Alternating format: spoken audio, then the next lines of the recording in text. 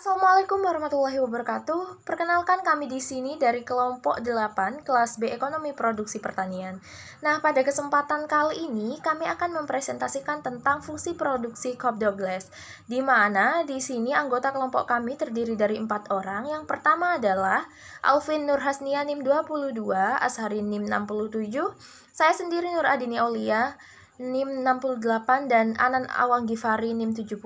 Nah, di sini kami mengambil data yaitu pada skripsi di mana data mentah produksi belimbing Desa Betokan Kabupaten Demak. Di sini jumlah respondennya terdiri dari 60 responden. Untuk variabel dependennya adalah jumlah produksi, sedangkan independennya adalah luas lahan, jumlah pohon, pupuk kandang, pupuk ponska, pestisida, dan juga tenaga kerja. Nah, setelah mengetahui data-data tersebut, maka langkah selanjutnya adalah mengelankan dengan cara melalui aplikasi Excel, SPSS, atau eViews.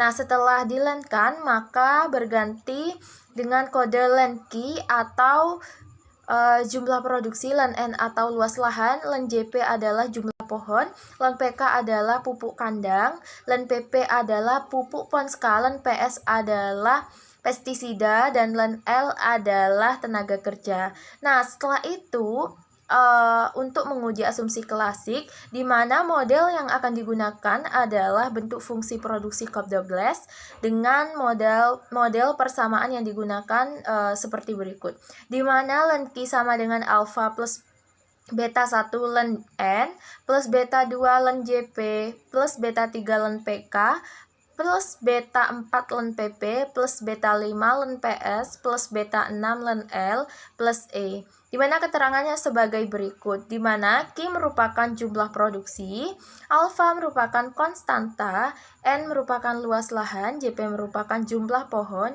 PK merupakan pupuk kandang, PP merupakan pupuk ponska, PS merupakan pestisida, L tenaga kerja, dan E disturbance error. Nah, di sini terdapat uji normalitas juga, di mana hasil ini atau data ini diketahui dengan menggunakan eViews. Nah, kita lihat pada Jarquebera, di mana untuk mengetahui normalitas sendiri, data dapat dilihat pada nilai Jarquebera, di mana nilai Jarqueberanya di sini adalah 11.832 atau lebih besar dari alfa 0,05, sehingga tidak terjadi masalah normalitas atau normalitas terpenuhi. Selanjutnya, pada uji heteroskedasitas, berdasarkan nilai probabilitas Ops R-square sebesar 0,1123, di mana lebih besar dari alfa yaitu 0,05, maka tidak terjadi heteroskedasitas. Kemudian pada uji multikolonaritas, berdasarkan nilai VIF pada len N yaitu luas lahan sebesar 1,465602, lebih kecil dari 10, maka tidak terjadi multikolonaritas. Kemudian pada len JP yaitu jumlah pohon sebesar 16,23155 lebih besar dari 10, maka terjadi multikolonaritas. Kemudian pada len PK pupuk kandang sebesar 15,60481 lebih besar dari 10, maka terjadi multikolonaritas. Kemudian pada len PP pupuk ponska sebesar 34,50480 lebih besar dari 10, maka terjadi multikolonaritas. Kemudian pada len PS atau pestisida sebesar 13,56345 lebih besar dari 10, maka terjadi multikolonaritas. Kemudian pada len L tenaga kerja yaitu sebesar 3,563919 lebih kecil dari 10, maka tidak terjadi multikolonaritas.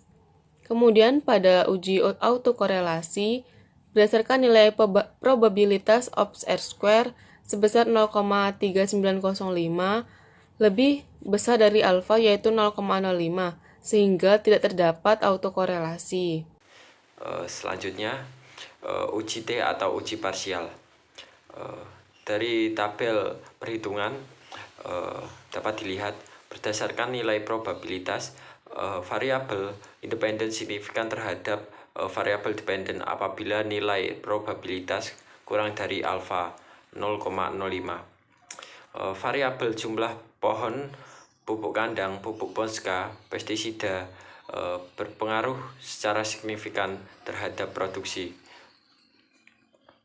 Sedangkan variabel luas lahan dan tenaga kerja tidak berpengaruh secara signifikan terhadap produksi. Selanjutnya ada uji F. Dari hasil perhitungan dapat dilihat pada tabel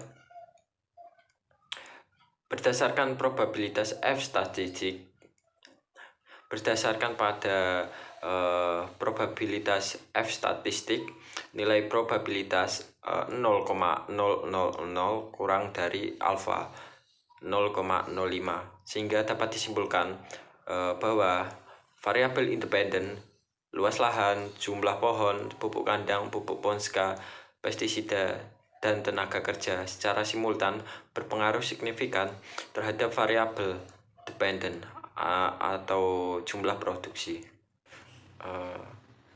Pada koefisien determinasi uji F, variabel independen dapat menjelaskan pengaruh terhadap variabel dependen sebesar 98,97%, sedangkan sisanya 1,03% dijelaskan oleh variabel lain di luar model. Selanjutnya yaitu analisis fungsi produksi Cobb-Douglas. Model produksi Cobb-Douglas yang diperoleh adalah sebagai berikut. Bisa diperhatikan pada PowerPoint. Nah, interpretasi dari persamaan fungsi produksi Cobb-Douglas di atas adalah apabila variabel independen dianggap konstan, maka output jumlah produksi akan bertambah 1,915388. Misalnya koefisien regresi variabel luas lahan sebesar 0,001693, yang artinya apabila jumlah bibit naik 1%, maka jumlah output produksi akan naik sebesar min 0,001693% dengan asumsi variabel-variabel lain bersifat konstan. Lalu besarnya koefisien regresi variabel jumlah pohon sebesar 0,124845, yang artinya apabila jumlah bibit naik 1%, maka jumlah output produksi akan naik sebesar 0,124845 dengan asumsi yang sama. Lalu besarnya koefisien regresi variabel pupuk kandang sebesar 0,156221, yang artinya apabila besar koefisien regresi variabel pupuk kandang produksi akan naik sebesar 0,156221% dengan asumsi variabel-variabel lain bersifat konstan. Lalu besarnya koefisien regresi variabel pupuk ponska. Variabel pupuk ponska sebesar 0,518903. Artinya apabila jumlah bibit naik 1%, maka jumlah output produksi akan naik sebesar 0,518903 dengan asumsi yang sama. Lalu besarnya koefisien regresi variabel pestisida sebesar 0,159257. Artinya apabila jumlah bibit naik 1%, maka jumlah output produksi akan naik sebesar 0,159257% dengan asumsi yang sama. Dan besarnya koefisien regresi variabel tenaga kerja sebesar 0,030440. Artinya apabila jumlah bibit naik 1%, maka jumlah output produksi akan naik sebesar 0,030440% dengan asumsi variabel-variabel lain bersifat konstan.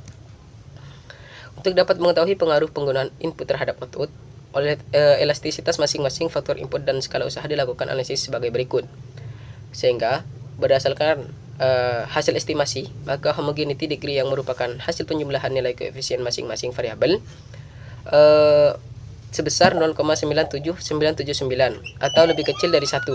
Artinya fungsi produksi tidak berada pada kondisi increasing return to scale, di mana proporsi penambahan faktor produksi tidak menghasilkan tambahan produksi yang proporsinya lebih besar. Berikut ada hasil regresi dengan EFUSE. Bisa diperhatikan pada tabel PowerPoint. Daftar pustaka. Jurnal yang kami gunakan adalah analisis faktor-faktor yang mempengaruhi produksi belimbing, yang mana ini studi kasus dari Desa Batokan, Kecamatan Demak, Kabupaten Demak, yang diterbitkan pada tahun 2010. Terima kasih. Sekian presentasi dari kelompok 8, kurang lebihnya kami mohon maaf. Wassalamualaikum warahmatullahi wabarakatuh.